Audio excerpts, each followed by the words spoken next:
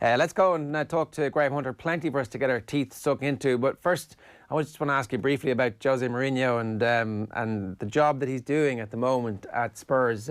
Leipzig obviously in a lot of good form, and we had Uli Hess on the show yesterday. He was kind of predicting that Leipzig's form was so good they were going to roll over Spurs anyway. But what do you make of the job Jose Mourinho's done so far, Graham?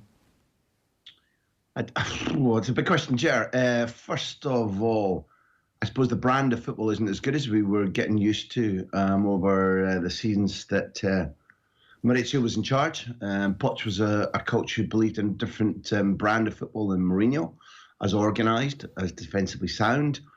Do I put a whole lot of weight in what Mourinho says about the injuries? I thought he overplays his hand a little bit about I've got nothing, the players are all dead on their feet.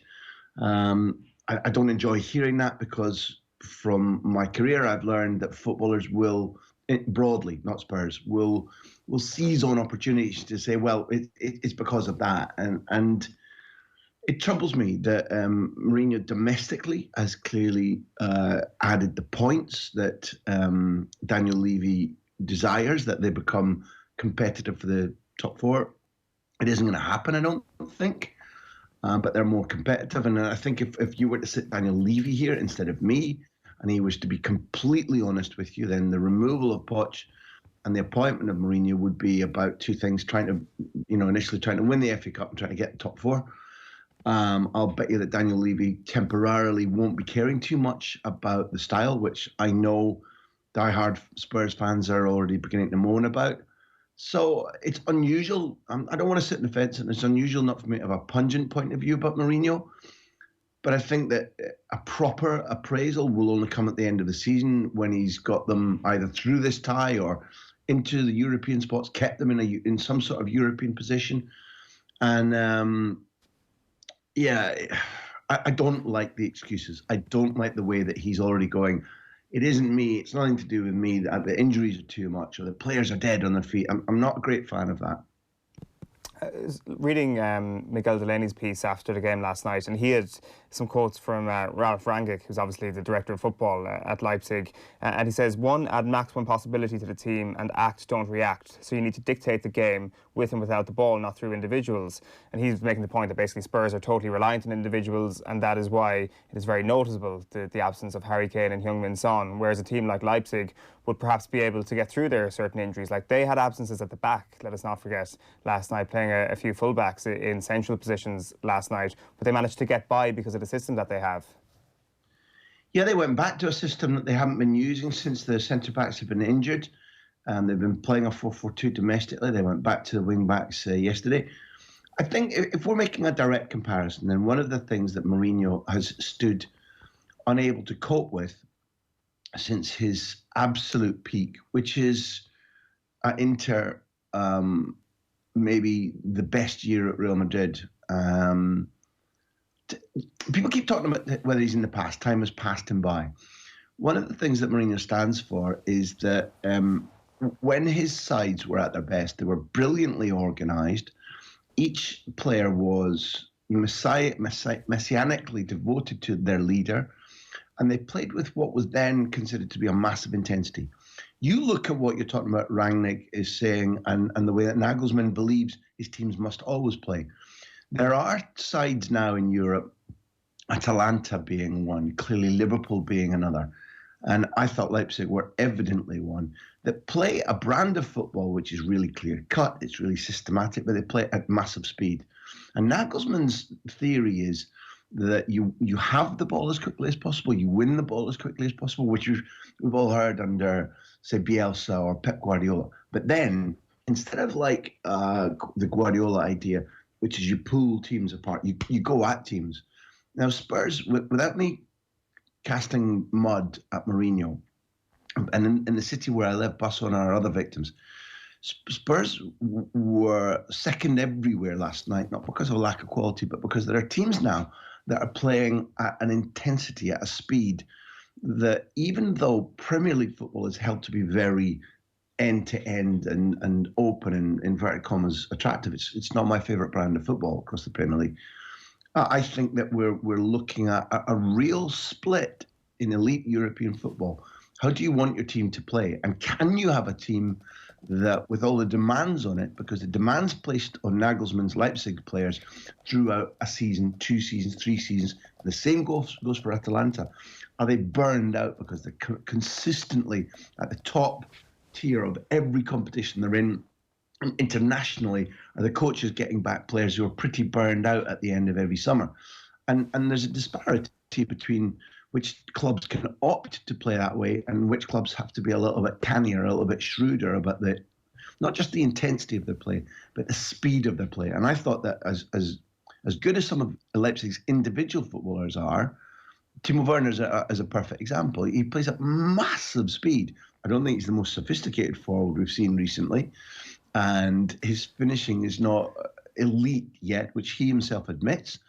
Yet Liverpool are patently thinking about buying him because he represents that new brand of football.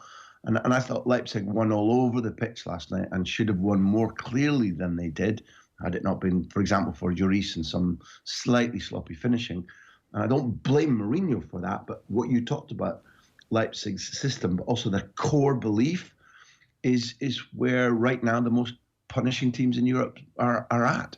It's interesting that you mentioned the split in ideology almost in European football at the moment, and I was about to make the point that clearly one side of the split is winning if you look at the evidence of the Tottenham Hotspur game last night. But then I have short-term memory loss because 24 hours previously, the other side of the argument perhaps is winning with Liverpool getting beaten in Madrid.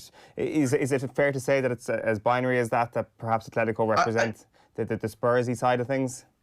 I don't buy that at all because, in my humble opinion, and I was worried about as what would you call it? As pallid as Atleti have been this season, and they have been, and as anodyne as many of their performances have been, they still bear the embers of that red-hot Cholo Simeone fire, particularly on big nights. And Liverpool, I feared going into it, given that I tipped them to go to the final again this season. When they play, and they are the polemic leaders of the in my opinion, the Leipzig, Atlanta brand of football that we're seeing being dominant, given that Liverpool have reached 2 Champions League finals in a row. And you can't be at ramming speed, as they have been for so long, take a break and then come back at ramming speed. I didn't automatically think Liverpool would lose in Madrid, but I did think we'd see a Liverpool which was more, I mean, in the Premier League, Liverpool recently, when they have found sides that sit deep and break, are hard to play against, it's been about, again, individual things that rather than systematically, that Liverpool have kept this pressure going at the top of the Premier League. And I think that very few teams now want to play Liverpool toe-to-toe or allow them there to be an ebb and flow in the game. And Liverpool and Madrid, in my opinion, succumbed to one of Atleti's better performances of the season. But it was largely about the winter break. They came with cobwebs, and physically you can't go as a bunch. You can't stay at about 80 miles an hour if your top speed is 100, about 80, 85 miles an hour for 2.5 years. Take a break and then go from 0 to 80 in a couple of days. And that was the principal reason that Atleti won the other night. And if there were a 4-week gap between ties, I'd say to you right now, Liverpool will go through and handsomely. They've got 3 weeks to find that Leipzig, Atlanta, Liverpool pace, power, intensity, where teams can't breathe. If they find it, they'll go through. But I think 3 weeks is a short gap to get rid of the cobwebs that these players, their deserved holidays, their midwinter break that they had, has cost the club, cost the team. And it's natural. I actually thought that was quite predictable. If you think back to last year's Champions League final, and I made this point on the show before the game, that that game was a terrible game of football because both teams were completely out of shape and out of form and hadn't played any football. And Liverpool find themselves, for the first time in their club's history, having to deal with a winter break, where Atleti are kind of like used to what the rhythms are going to be. And it was all set up for what we saw, and it really set up for a brilliant second leg in the next game as well. Totally. The shithousery is the word that's being used generally about Atleti. Was the other thing that I just wanted to ask about. Surely Liverpool know this is coming. They understand that this is how, when you play Diego Simeone's team, there is going to be a small level, and it wasn't even that off the charts the other night. It was kind of normal level. Second, for whatever you heard from Klopp and Andy Robertson and Van Dijk afterwards, you're not telling me that you heard surprise in their voices. Well, Of course they. but like, What they were saying was, "Gosh, this was exactly the experience that we expected to have." And I think the way in which generally you may oppose me because you're part of the British and Irish media, but I thought the way in which the reaction to Liverpool after defeat has been played up as a little bit of sour grapes, and they protested too much about Atleti. I don't think that they encounter Atleti-style teams in the Premier League week in, week out, or even once every 2 months. Atleti are different. Spanish football is very streetwise. You called it shousery. I'm not so sure about that. I think that Liverpool have gone unaccustomed to the taste of defeat.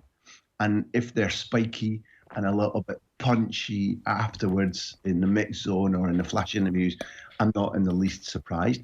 You're right. Was it Atleti at their most dark alley down a Friday night dark alley where you know the streetwise guy gets the first rabbit punch in? No, they weren't. I've seen them far more canny, if I'm allowed that euphemism. But all I saw was Liverpool going a little bit, right, okay, we'll store this up. I heard fuel for 3 weeks' time is what I heard. And they'll have loved the president of Atleti saying, yeah, Anfield, it's very atmospheric, but it's old and it wouldn't pass a UEFA inspection. You're like, Cholo Simeone must have, what, President, what are you doing? What are you doing? Liverpool are already storing up the bad blood and that we'll get you back. And that's a tool when you lack a little bit of edge, when you want to get back up to ramming speed. I thought that everything I heard, in my opinion, Jerry, you asked me, everything I heard from Liverpool post-match was, right, we'll see you in 3 weeks' time. And that plays into your narrative about a brilliant second leg is awaiting us. I like to hear it, to be honest. Very quickly, Graham, just as a final point, Pep Guardiola in all the newspapers this morning, speaking after the game last night, saying he's going nowhere, going to stay with Manchester City. Do you buy that, especially if the 2-year ban is upheld? Last time you asked me, and I said, when he's been saying these last few months, I'll be here. When he says these things, it's not a camouflage. The things he says about serious positions, he means. Does that guarantee against all odds that he's definitely staying? Okay, no, he's a human being. Things change. One, when I said that to you last time, I believed what I said, that he meant he was staying at least for the length of his contract. Two, will he be scared out because of the potential ban, which is a ban at the moment, and potentially losing players or not being able to sign? No, he'll dig in. So at the moment, I feel at least as strong as I did last time you asked me my opinion about his position, which is that he stays. Football's weird, and Pep Guardiola is an idiosyncratic man.